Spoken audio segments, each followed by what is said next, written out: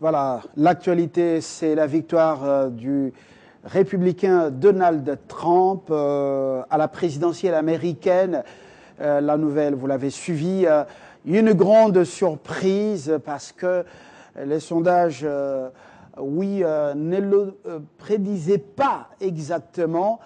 Eh bien, nous allons en parler. Quelles conséquences de cette décision des Américains pour amener le candidat républicain au bureau ovale, justement à la Maison-Blanche? Quelles conséquences pour l'Afrique? On en parle avec le porte-parole de l'opposition nationaliste, Steve Mbikaï. Il est également le président national du Parti travailliste. Monsieur Mbikaï, bienvenue. Merci. Alors, ça a été une surprise pour vous, la nouvelle de la victoire de Donald Trump à la présidentielle? On peut dire une surprise dans la mesure où les sondages donnaient pratiquement Hillary gagnante. Et tout au long de la campagne électorale, on a vu que dans les sondages, que Hillary Clinton était au-dessus de Trump. Mais c'est quand même un peu une surprise parce que jusqu'hier soir, même les plus grandes maisons de sondage étaient hésitantes par rapport à qui gagnerait. Mais c'est tout de même une surprise de voir que Trump a gagné. C'est une surprise. Une surprise, ce sont les Américains qui ont décidé, et non pas les Africains, encore moins les Européens. Et cette décision doit être respectée. Hillary a concédé sa défaite. Quelles conséquences pour les pays africains? On sait que les États-Unis, c'est la grande puissance, et beaucoup de rapports entre les États-Unis et l'Afrique. On en parle avec vous. Oui, d'abord, pour moi, ça pouvait être Hillary Clinton ou Donald Trump, ça ne changerait pas. J'aurais le même sentiment. C'est un président qui est élu pour défendre les intérêts américains et pas pour défendre les intérêts de l'RDC ou les intérêts de l'Afrique. Donc, ça m'importe peu. Pas chez nous, les gens souvent se trompent en croyant que quand c'est X ou Y qui est élu, selon qu'il est à gauche ou à droite, aux États-Unis, soit en France, ça va impacter sur notre vie en tant qu'Africains dans nos pays. Mais moi, je vais faire comprendre aux gens qu'il y a bien sûr les déclarations qu'on fait des campagnes, mais quand on entre en fonction, il y a des choses qu'on découvre, qu'on doit suivre. Il y a une ligne de conduite qu'il faut suivre. Quand vous entrez en fonction, vous êtes président des États-Unis, la CIA est à côté pour vous guider. Comme ça, vous verrez que le président peut être républicain ou démocrate, mais la politique internationale des États-Unis reste la même. C'est toujours un pays va-t-en-guerre, parce que sur 239 ans d'existence des États-Unis, 222 ans, c'est en guerre, ils sont en guerre, quel que soit le président. Quand M. Obama est arrivé, qui croyait que les Américains poursuivraient leur guerre. Il avait même reçu un prix Nobel de la paix, et la suite a donné le contraire. Après. Voilà, parce que ça ne dépend pas à 100% de lui. Il y a une ligne qui est tracée, une ligne américaine par rapport au monde, parce que l'Amérique veut conserver sa suprématie sur le monde, doit continuer à dominer le monde. Vous avez vu la Syrie, la guerre en Syrie. Obama nous a légué cette guerre en Syrie. Ça n'a pas changé. Les gens croyaient qu'avec son arrivée, par exemple, le dossier palestinien allait trouver solution, que la Palestine allait être vraiment un pays à part entière. Ce n'est pas le cas. Alors je veux que les gens arrêtent de se comporter comme si nos États étaient toujours des États supplémentaires des États-Unis ou des provinces de certains États qui sont puissants. Ils vont tout faire, que ce soit Reagan, que ce soit Obama, que ce soit Bush, tous, même Hillary, travailleraient toujours pour dominer, exploiter le monde pour l'intérêt des Américains. C'est comme ça que dans le monde, surtout le monde arabe, il y a l'anti-américanisme qui monte souvent. Et quand les Américains se demandent pourquoi est-ce que dans le monde, le peuple du monde sont contre les Américains, leurs dirigeants le font croire, non, c'est parce qu'ils sont jaloux de notre puissance, de notre liberté. Or, c'est cette politique qui justement de guerre permanente toutes les années. Prenez une année au hasard, vous verrez que depuis son existence, les États-Unis n'ont fait qu'environ 7% de leur temps sans guerre. Tout le reste, ils sont en guerre parce qu'ils vivent des guerres, et ils le supportent le monde par les guerres, et ils imposent leur puissance. Donc, il ne faut pas se leurrer et dire, j'ai vu sur certains réseaux sociaux, les gens se frottent les mains, voilà, chez nous, maintenant, Tom Pirolo va partir parce qu'il avait des comportements néocolonialistes, maintenant, il y aura un autre. Que ce soit Hillary, que ce soit démocrate, Trump, que ce soit républicain, vous la vous politique dites qu'il ne faut internationale. rien attendre des États-Unis d'Amérique et surtout de leur politique internationale. Mais on a vu quand même sous Obama qu'il a dû appeler le président Kagame, le M23, vous vous souvenez, il a fait très mal, les Congolais tués, les minéraux volés, ainsi de suite. Il y a eu beaucoup de rapports, mais il a fallu que Obama puisse hausser le ton. Et vous vous dites qu'il ne faut jamais, faut rien espérer de ces gens. Non, mais ça dépend. Il faut pas. Quand ils sont concentrés, par exemple, sur une région quelconque du monde, c'est bien normal qu'ils puissent peut-être lâcher un autre coin. Et c'est une question d'intérêt. Quand vous comparez les intérêts qu'ils poursuivent en Syrie, ils sont différents des intérêts poursuivis en RDC. D'abord, sur le plan de l'hégémonie et de la guerre, n'est-ce pas presque froide, qui est en train de renaître avec la Russie. Donc il faut se concentrer à des endroits où c'est plus important que d'autres. Mais l'esprit reste le même. Et vous dites que Donald Trump, apparemment, est un homme opposition tranché, un milliardaire. Oui, je crois que ce n'est pas avec ces milliards qu'il va venir aider l'Afrique, mais un homme qui va être recadré, encadré, surveillé, coaché, pour ne rien changer en Afrique. Mais nous allons dans ces deux blocs, républicains-démocrates. Est-ce qu'il n'y aura pas changement de la politique sur le continent africain, la politique américaine vis-à-vis de l'Afrique? Mais d'abord, pour parler de la victoire... On peut quand même un changement. Oui, d'abord, parler de la victoire de Trump sur Hillary Clinton. Contrairement au sondage qui était en train de donner Clinton gagnante, j'avais des doutes. J'ai fait un débat sympa avec un ami pour lui faire comprendre que de tout le temps, c'est difficile que quand un parti américain a pris 2 mandats, qu'en tout cas le président sortant lègue encore le mandat à quelqu'un de son parti. Il y a eu une seule exception, c'est avec Ronald Reagan, qui, en étant républicain, il a fait tous ses mandats et puis il a légué le pouvoir à George Bush. Tout le reste, parce que vous savez que le peuple se lasse toujours d'une politique. Quand vous avez fait déjà 8 ans à la Maison-Blanche, on a tendance, par nostalgie, à vouloir peut-être voir l'autre parti aussi passer au pouvoir. Le peuple est nostalgique par rapport au passé. Le souci de changer les choses, oui, ça a été cette surprise, mais vous l'aviez dit avant sur un autre plateau. Mais revenons quand même à ces républicains qui viennent maintenant, qui rentrent à la Maison-Blanche 8 ans après. On a vu la gouvernance George W. Bush, on a vu la gouvernance des démocrates, et aujourd'hui, ce sont les républicains qui reviennent. Même si les choses vont rester les mêmes selon vous, est-ce qu'il n'y aura pas changement de ton, changement dans la façon de traiter les dirigeants africains, changement dans les rapports entre l'Afrique et les États-Unis? Toujours des éternels enfants et des gens malmenés vis-à-vis? Non, ça sera toujours la domination et soumission de nos États par rapport aux États-Unis, pas seulement aux États-Unis, mais par rapport aux pays occidentaux. Vous savez que les Américains veulent influencer toujours le monde, l'Occident en général, à travers le fait de placer au pouvoir des présidents qui leur sont proches ou bien qui leur sont soumis. C'est ce qui se passe et ça va continuer comme ça.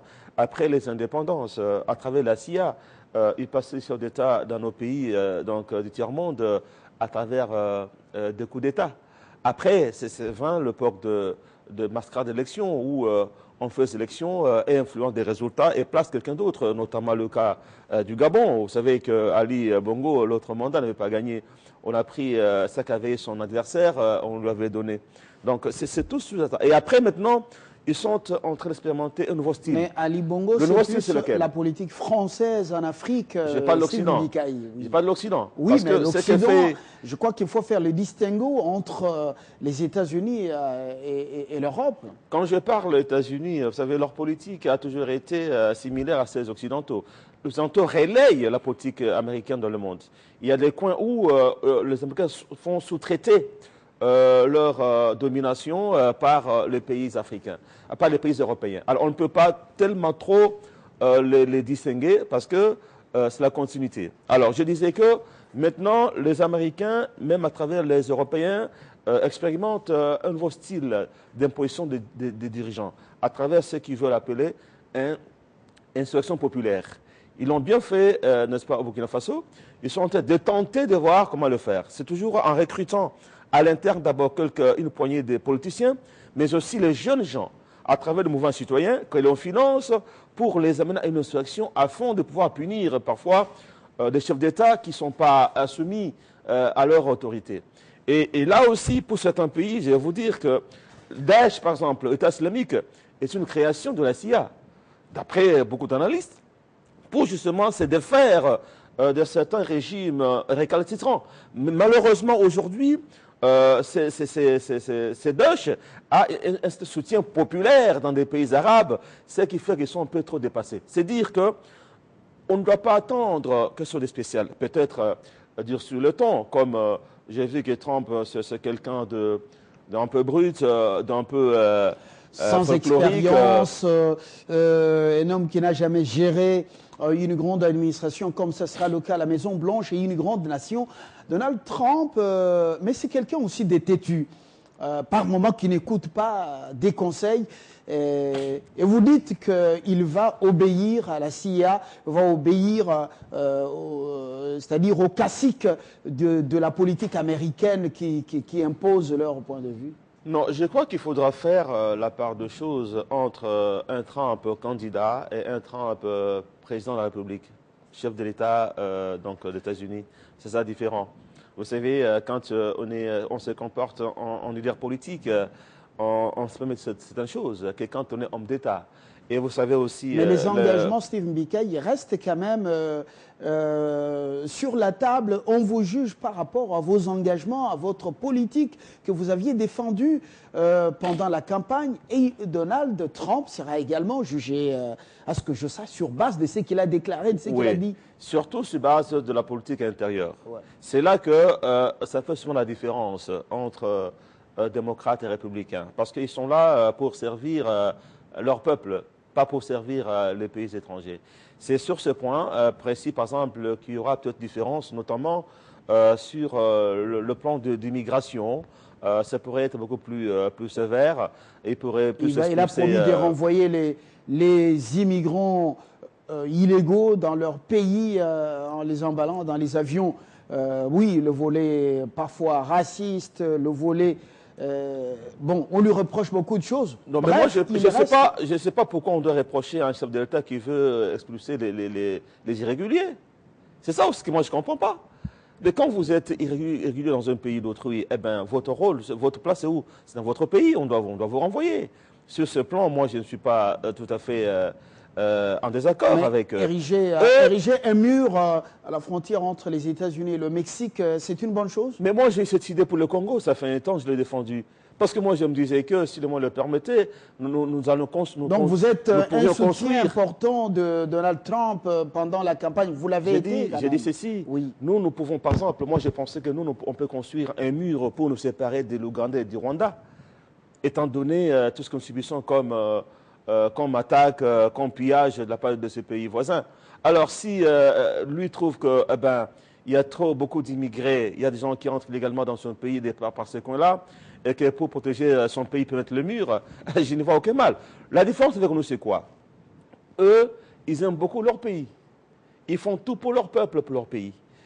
Chez nous, nous avons toujours les regards tournés vers l'étranger.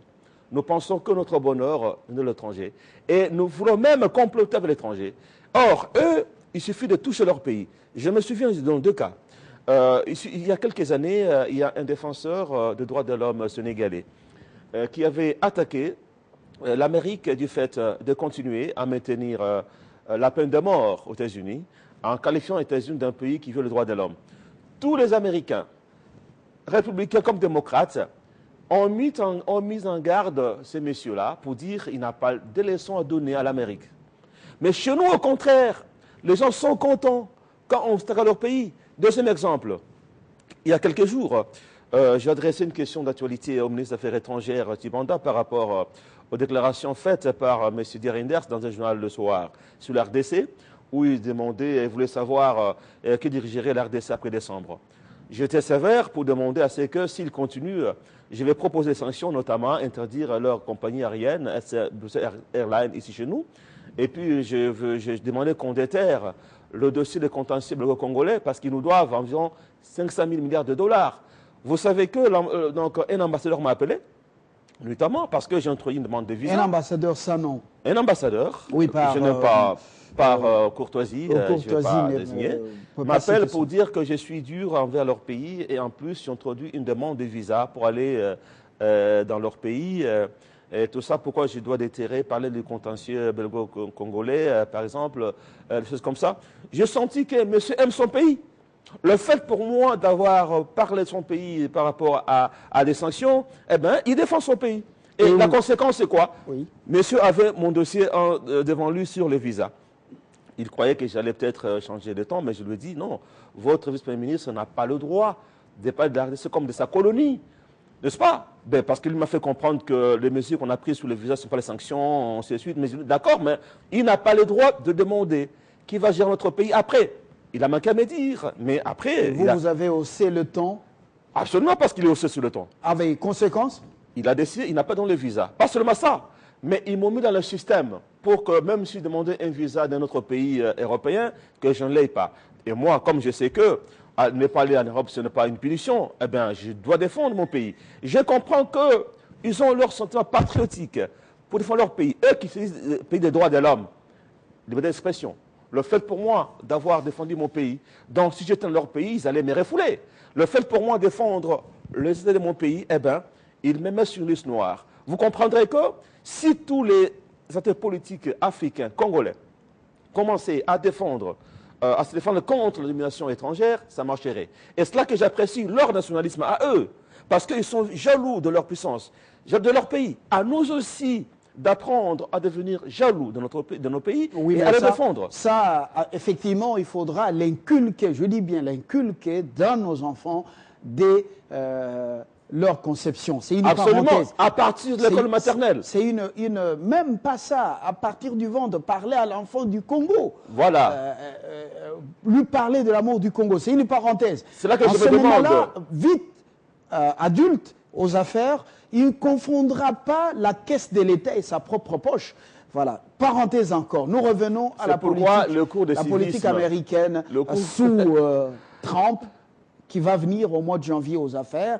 La CIA, ça ce sont les méthodes, c'est connu. Est-ce que Trump, on a d'abord vu les réactions, depuis son élection, en fait, ce mercredi avant midi, on sent que c'est terne.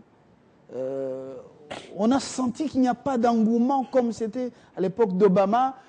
Pas assez d'intérêt, l'Afrique est terne. Qu'est-ce qui explique ça? C'est pas justement, c'est toujours cette colonisation mentale dont nous souffrons, et dirigeants et peuples. C'est comme ça, vous avez dit qu'il faut un cours de civisme, n'est-ce pas, pour apprendre à nos enfants de l'école maternelle, de le ventre de leur maman, à aimer le pays, à le défendre. Il faut réformer notre enseignement. Et je me demande pourquoi le cours de civisme n'a pas de pondération par rapport au cours de français, par rapport au cours de géographie, par exemple. Il faut bien des réformes pour créer un autre type d'Africains et des Congolais. Et si les Africains avaient cet engouement à l'élection d'Obama, c'était une erreur, comme je dis ici. C'est comme on le disait souvent avec la France. On dit, voilà, quand c'est François Mitterrand qui arrive, ça sera comme ça. Quand c'est la droite, ça sera comme ça. Mais au finish, on se rend compte que... Les républicains et les socialistes sont les mêmes. Oui, sur le plan international. Tous luttent pour les intérêts de leur pays, pas pour l'Afrique. Si aujourd'hui les gens sont mécontents parce que Trump peut passer, moi je me moque de ça. Parce que ça pouvait être Hillary Clinton, ça pouvait être Trump. La politique américaine étrangère serait la même, ce sera toujours la domination et l'exploitation éhontée de nos pays.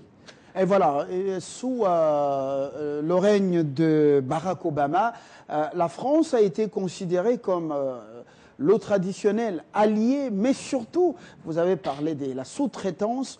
Je me souviens, on était à Bangui, le dirigeant français reçu à la Maison-Blanche. Obama s'est réjoui avec son administration que la France soit en train de jouer son rôle du gendarme en Afrique. Est-ce que sous le traitonnutriant Donald Trump, est-ce que la chose ne pourrait-elle pas changer? Non, l'Amérique faire jouer sera à la toujours, France ce rôle des gendarmes. l'Amérique sera toujours le général et l'Europe sera toujours le gendarme, notamment la France, surtout elle. La France, l'Angleterre, ça serait toujours les sous-traitants, la politique américaine en Afrique. Vous avez vu dans le cas de la Libye, pour descendre Kadhafi, on a aussi sous-traité ça par la France. Donc c'est Sarkozy qui était à l'avant-plan pour éliminer Kadhafi pour des raisons, n'est-ce pas, d'intérêt personnel. Aujourd'hui, qu'ils sont en train d'épuiser le pétrole libyen hors de caméra, on n'en parle plus tellement. Mais quand la Libye était prospère, on a parlé des droits de l'homme, on a dit que Kadhafi veut le droit de l'homme, juste pour l'anéantir. Vous voyez? Et dans le temps aussi, il y a la corruption qui règne entre les chefs d'État des pays faibles avec ceux des pays forts. Souvenez-vous du financement de Sarkozy par Kadhafi. Souvenez-vous des mallettes de dollars qui quittent l'Afrique dans le cadre de France-Afrique pour Paris. Donc, ça serait toujours la même chose.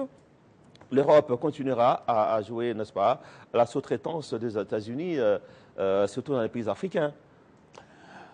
Steve Mikaï, je vous remercie. Non, mais avant de clôturer, ça, vous avez ces 20 minutes seulement juste ici. 30 secondes. Ben, je voudrais, parce que sur différentes questions, quand je passe, j'ai besoin de questions des citoyens, leurs propositions. Oui. Je donne un numéro. J'ai ouvert un standard auquel on peut nous atteindre pour échanger.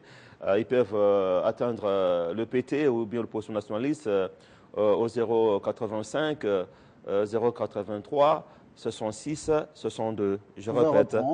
085 083 66 62 pour continuer à parler du nationalisme et patriotisme et la défense des intérêts du Congo et non des intérêts étrangers. Vous l'avez déjà bien compris, pour l'opposition nationaliste, par le biais de son porte-parole, Steve Mikaï, il ne faut rien attendre des États-Unis d'Amérique parce que sa politique étrangère reste la même, qu'il soit démocrate ou républicain, eh bien, c'est blanc bonnet, bonnet blanc. Il n'y a pas de différence, on doit se prendre en charge. L'Amérique va continuer à les faire ou brutaliser ou arracher des forces ou imposer son dictat. Voilà, c'est le point de vue des nationalistes. Merci d'être venu. C'est moi. Voilà, bonne chance à Donald Trump. On va voir dans les prochains jours ce que ça va donner. La presse sera-t-elle tendre avec lui? Question mark. Au revoir. L'Afrique, on observe.